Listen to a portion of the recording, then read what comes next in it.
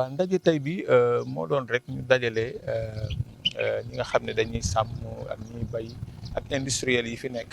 parce que xam nga bu fekkee ay nit dañoo bokk dënd bi waaw bokk yenn ressources yoo xam ne ñoo koy utiliser ndoo du ñàkk de temps en temps mu am ay conflits ak yooyu yëpp quoi voilà nag ci loolu le préfet woote tey pour ñu toog waxtaan parce que depuis un certain temps on a remarqué que voilà dafa am recrudescence su conflits yi voilà baykat yi fii éleveurs yi fii donc coow li xaw a bëri donc en tant que donc kilifa da ngay woo ñëpp ñu toog bu ko defee acteurs yi bu ñu ñëwee ñu waxtaan waa jéem a trouver ay solutions à moyen terme à long terme et à court terme. parce que xam nga boo xoolee tey dañu nekk ci benn zone boo xam ni zone agricole la et d'élevage parce que ku xam ni Dagana tëddee dañu am la zone pastorale am aussi le Waalo amaat tamit le Djeri mais chance bi Dagana am mooy dañu am ay baykat yoo xam ne ay boo jëlee ci wàllu ceeb bi donc ñu ngi fiy bay ceeb bu bëri ci hectares yu bëree bëri nga jëlaat ñu amaat fi beneen industrie bu fi nekk lu mel ni CSS muy bay kaan ñu gis ne donc paay yooyu yëpp boo xoolee après ci jur gi lay delluwaat donc am tamit ay éleveurs yu bëri yu fi nekk ñoom it ñu ne ci bokk ci décor bi donc il fallait ñu trouver benn consensus seet naka ressources yooyu yëpp naka lañ ko mën a utiliser ba kenn du yàqal kenn parce que li ñu remarqué mooy bu ñu demee ba campagne bi démarré rek da nga gis élevage bi day am période yoo xam ne aussi àll bi dara du fa nekk donc dañuy ñëw dugg ci tool yi war a dem naani bu ñuy naani aussi parfois ñu jaar ci tool yoo xam ne voilà gis nga yooyu yëpp day porter préjudice baykat yi donc su ko defee yooyu yëpp day indi ay tension ay conflit léegi nag ñu gis ne véritablement tey waxtaan bi dafa am lu bëri lu ci feeñ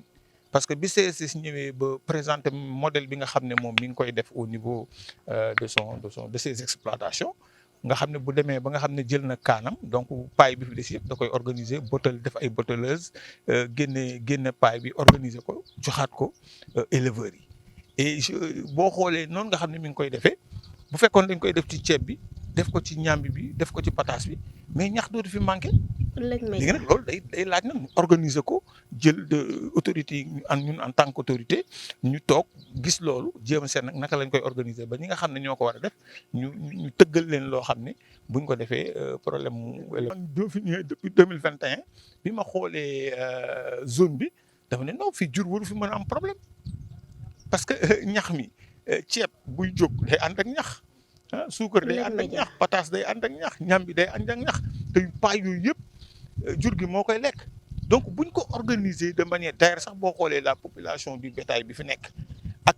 la paille qu'on produit au niveau de la zone mais paille bi moo ko ëpp donc il suffit juste d'une organisation juste et je pense que là la CSS a montré le chemin parce que boo xoolee véritablement seen ñoom ñu koy organiser ba ku nekk ñu mun la jox sa benn rouleau de paille nga mën a yóbbu jox say nag loolu bu ñu ko defee ci riz bi def ko ci manioc bi def ko ci pataas bi mais c'est le tour est réglé donc je pense que en tout cas les solutions sont là léegi nag il va falloir que voilà ñu toog waxtaan et puis jël ko à bras le corps et qu'on règle ce problème une bonne fois pour toutes parce que sinon tension yu mel nii mën na yóbbu réew mi foo xam ne duñ ko atteindre je pense que loolu du yoon parce que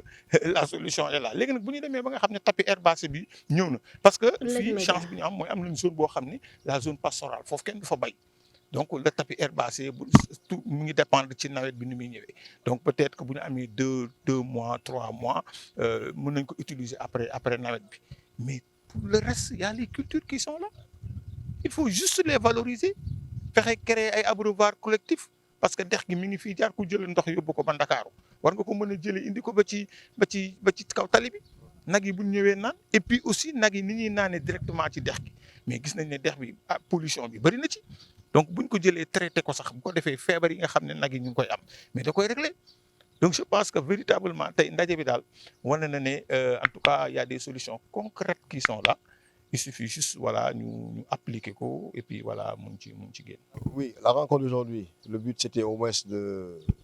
d'essayer de régler un peu les conflits qu'il y a entre les éleveurs et les industriels, les agro-industriels, les agriculteurs. Parce qu'on arrive à 4 semaines, nous, pour la CSS, à la fin de la campagne. Donc, du coup, les premières pluies, on ne sait pas à quel moment ça va arriver.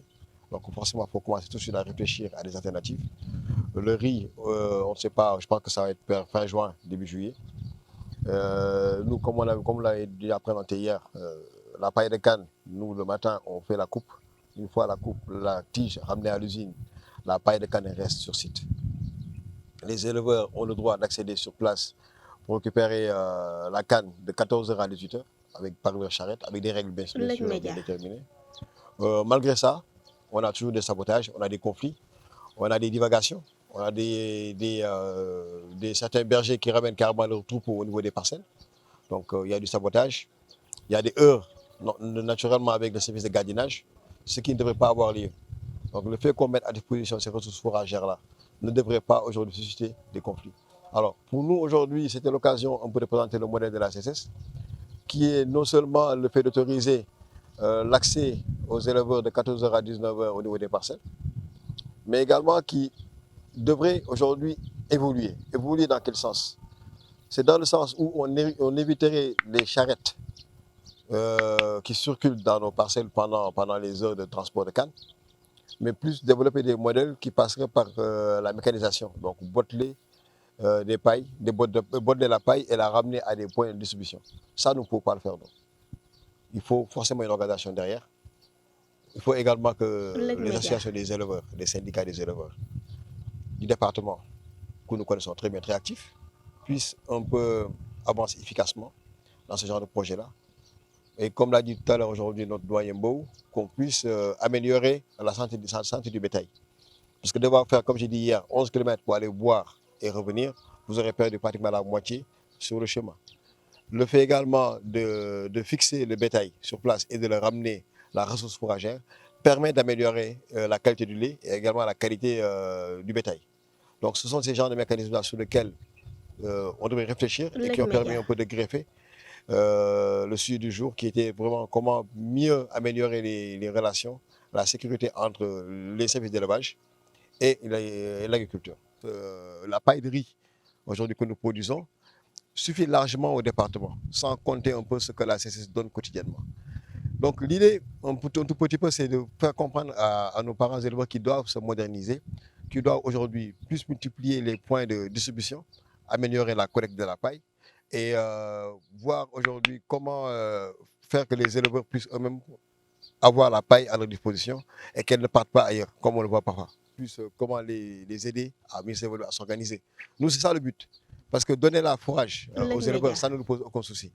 Mais concrètement aujourd'hui, qu'ils puissent s'organiser à améliorer la distribution, c'est ça le fond du problème. Vous avez vu hier, malgré le fait qu'on ramène les boîtes de paille sur place, il a été très compliqué de procéder à la distribution.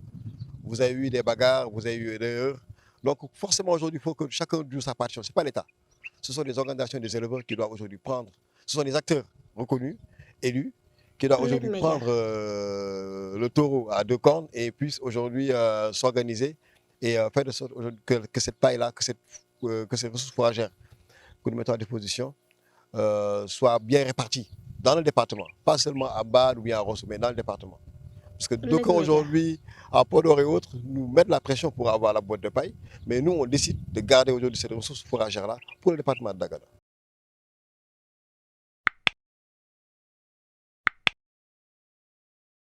Audio Jungle.